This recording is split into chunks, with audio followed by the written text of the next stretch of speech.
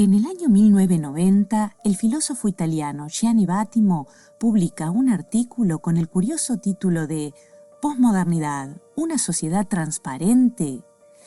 Allí afirma Vattimo que por esos días se habla tanto de posmodernidad que parece casi necesario empezar a mantener cierta distancia frente a ese concepto y considerarlo como una moda pasajera, como algo ya superado. Sin embargo, dice también que, por su parte, él sigue considerando que el término posmoderno tiene un sentido y que ese sentido está relacionado, básicamente, con el hecho de que la sociedad en que vivimos tiene como característica central la de ser la sociedad de la comunicación generalizada, la sociedad de los medios de comunicación. Es por eso que ya al comienzo de su artículo, Vattimo sostiene que para poder hablar con fundamento acerca de la posmodernidad es necesario primero precisar qué se entiende por modernidad, ya que el prefijo post indica claramente la idea de algo que viene después de otra cosa que parece estar terminando. Recuerda entonces Vattimo que entre las múltiples definiciones que se pueden dar de modernidad hay una que es bastante clara, la que indica que la modernidad es la época en la que ser moderno, al modo de hoy decían, es visto como un valor determinante en la medida en que se opone a reaccionario, es decir, a alguien que meramente conserva los valores del pasado.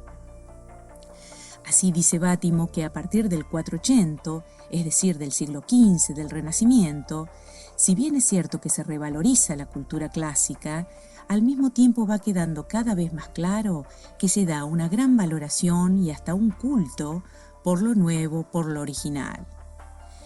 Esta actitud se va a ir vinculando luego, dice Vattimo, a una perspectiva más general que tiene su punto máximo, como es sabido, en el periodo de la Ilustración, según la cual la historia humana puede y debe ser entendida como un proceso progresivo de mejora y de liberación en varios sentidos, y en la que se persigue, por lo tanto, la realización cada vez más perfecta de lo que aquí se entiende como el hombre ideal. Pero entonces, si la modernidad entiende la historia como un proceso progresivo de mejora, resulta obvio que tendrá siempre más valor aquello que sea más avanzado en el camino hacia la conclusión, aquello que esté más cerca del final del proceso. Por eso afirma Vattimo aquí que para poder concebir la historia de este modo, es preciso a su vez entenderla como un proceso unitario, ya que solo si existe una sola historia se puede decir que tal historia progresa hacia algún lugar mejor. Es aquí donde Vattimo afirma que, en su propia hipótesis, la modernidad deja de existir cuando por múltiples razones desaparece la posibilidad de seguir hablando de la historia como una entidad unitaria. En efecto, aquella anterior interpretación, dice, implicaba la existencia de un centro alrededor del cual pudieran ordenarse los acontecimientos, y precisa que en Occidente tal eje de lectura se da fundamentalmente en torno al año del nacimiento de Cristo, pero también al interpretar la historia como un encadenamiento de los principales sucesos vividos por las naciones situadas en la zona central, la del mundo occidental, naciones que se ven a sí mismas como representando el lugar propio de la civilización, fuera del cual estaban los hombres primitivos, las naciones en vías de desarrollo, etc. Sin embargo, dice Vattimo, parte de la filosofía surgida entre los siglos XIX y XX se ocupará expresamente de criticar de manera radical tal interpretación de la historia como entidad unitaria, poniendo de manifiesto lo que desde este ángulo comienza a verse como el carácter ideológico de estas representaciones. Vattimo menciona entonces, por ejemplo, a Walter Benjamin, quien en un breve escrito del año 1938 sostiene concretamente que la historia concebida como un decurso unitario es una representación del pasado construida por los grupos y las clases sociales dominantes. ¿Por qué? Porque, ¿qué es por lo general lo que se transmite del pasado? No todo lo que ha ocurrido, sino solo lo que parece relevante desde algún criterio determinado. Por ejemplo, dice Benjamin, en la escuela aprendimos muchas fechas de batallas, tratados de paz, incluso revoluciones, pero nunca nos contaron las transformaciones en el modo de alimentarse, en el modo de vivir la sensualidad o cosas por el estilo. Y así las cosas de que habla la historia son las vivencias de la gente que cuenta, de los nobles, de los soberanos y de la burguesía cuando llega a ser clase poderosa. En cambio, dice Benjamin, los pobres e incluso los aspectos de la vida que se consideran bajos no hacen historia. De modo que este autor está convencido de que no existe una historia única, sino simplemente imágenes del pasado propuestas desde diversos puntos de vista. Y afirma que es ilusorio pensar que exista un punto de vista supremo, abarcador, capaz de unificar a todos los demás, como sería la historia con mayúsculas, capaz de abarcar la historia del arte, de la literatura, de las guerras, de la sensualidad, etc. Por lo tanto, esta crisis de la idea de la historia lleva consigo la crisis de la idea de progreso, dice Bátimo. Si no hay un decurso unitario de todas las posibles vivencias humanas, tampoco se puede sostener que todas ellas avanzan hacia un mismo fin, que realizan un plan racional de mejora, de progreso unívoco para todos. Ahora bien, dice Bátimo, eso no es todo. Esta concepción del mundo no solo tuvo su crisis en el plano teórico, con ideas como las de Benjamin y antes que las suyas, las de Nietzsche o Marx, por ejemplo. Al mismo tiempo estaba ocurriendo algo mucho mayor y muy distinto. Los así llamados pueblos primitivos, colonizados por los europeos en nombre del buen derecho de la civilización superior y más desarrollada, ya se habían comenzado a revelar, volviendo problemática de hecho la aceptación de una historia unitaria, centralizada. De manera que el ideal europeo de humanidad comenzaba a manifestarse como un ideal más entre otros muchos,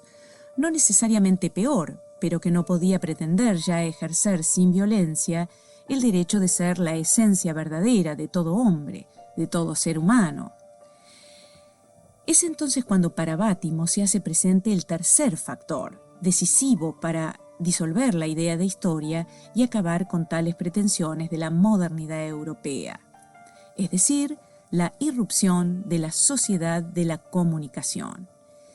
Y es aquí donde Bátimo precisa el sentido del título de su artículo, en torno al enigmático concepto de sociedad transparente. La idea de transparencia es obviamente una metáfora utilizada por Bátimo para referirse al ideal de conocimiento total que era la meta propia de los ilustrados, en el sentido de volverse transparente para sí mismos, sin ninguna oscuridad ni ningún secreto natural o humano que estuviera todavía pendiente de ser iluminado por la luz de la razón. Sin embargo, en función de todo lo anterior, dice Bátimo, que por el contrario, su tesis sobre la posmodernidad se va a centrar en lo siguiente. A. Que en el nacimiento de una sociedad posmoderna desempeñan un papel determinante los medios de comunicación. B. Que estos medios caracterizan a la sociedad no como una sociedad más transparente, más consciente de sí, más ilustrada, sino como una sociedad más compleja, incluso caótica. Y por último, C, que precisamente en este relativo caos residen ciertas esperanzas de emancipación. En efecto, Bátimo está convencido de que estos medios, prensa, radio, televisión y en general todo aquello que en italiano se llama telemática, vienen siendo la causa determinante de la disolución de aquellos puntos de vista centrales, lo que un filósofo francés, Jean-François Lyotard, llamaba desde poco tiempo antes los grandes relatos. Tales relatos como el ya mencionado de la Ilustración, pero también los relatos optimistas, cada uno a su modo, del capitalismo y de su contracara, el marxismo, e incluso la siempre presente en Occidente promesa de avanzar por méritos propios hacia una vida eterna, propuesta desde el cristianismo, tenían en común el vaticinar siempre un futuro mejor, hacia donde se marchaba, sin retrocesos y sin vacilación. Bueno, la confianza en tales relatos, afirma Lyotard, parece estar desvaneciéndose en nuestro tiempo por muy diversas razones en cada caso. Por el contrario, lo que sí se observa claramente, dice Bátimo, es una multiplicación vertiginosa de las comunicaciones, que en definitiva favorecen que un número mayor de culturas, subculturas y grupos minoritarios tomen la palabra día a día.